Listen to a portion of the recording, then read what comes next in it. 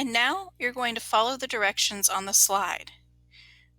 And you're going to complete the Analyzing Figurative Language handout. Be sure to consider these questions as you complete the chart. What are the specific details in this example? How would you rewrite this example in your own words? What craft, literary device, or literary element is the author using in this example? What impact does this craft, literary device, or literary element have on the meaning of the text? Which appeal most closely aligns with the impact on the reader? And I'm going to go ahead and put the example back up that we worked on previously. And I'm going to give you about 10 minutes to complete the chart.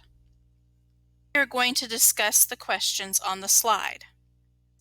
The first question we are going to discuss is, what impact does figurative language have on the reader? Be sure as you respond to consider these questions. What examples of figurative language are there in the text? What do these examples mean?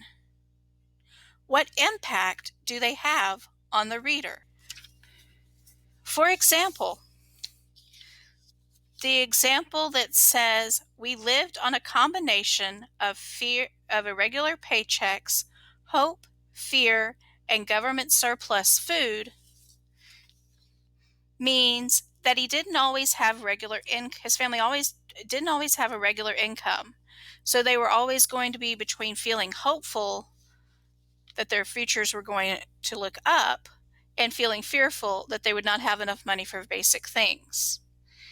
Now, the effect on the reader is kind of jarring because you have the contrast between the items on the list, in other words, paychecks and food, and the emotions that are jarring for the reader. Also, the details of the items on the list help the reader to understand that the situation the family was in and to interpret how the family must have felt. Now we will look at this question. What rhetorical appeals does Alexi use to develop his point of view?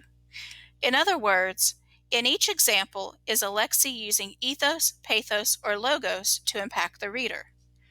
Well, in the example that I discussed previously, it's talking about his feelings and emotions, so what rhetorical appeal is that referring to? That's right, pathos.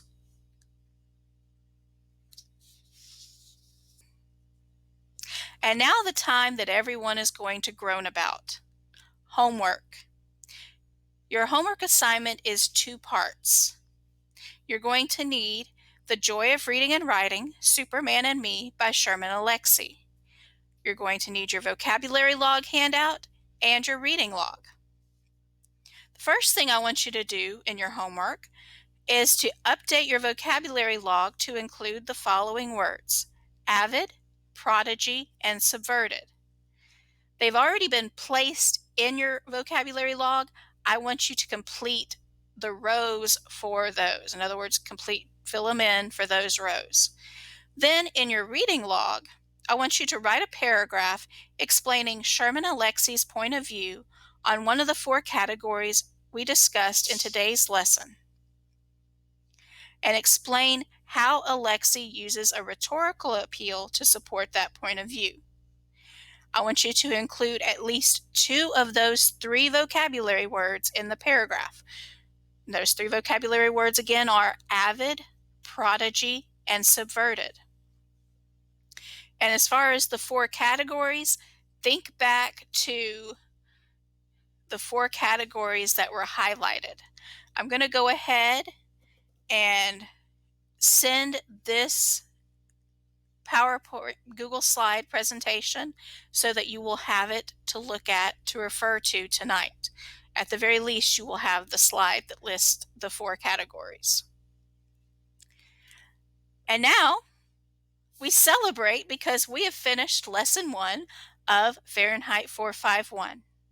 In this lesson, you learned that Sherman Alexi the author of The Joy of Reading and Writing, Superman and Me, believes that books saved his life.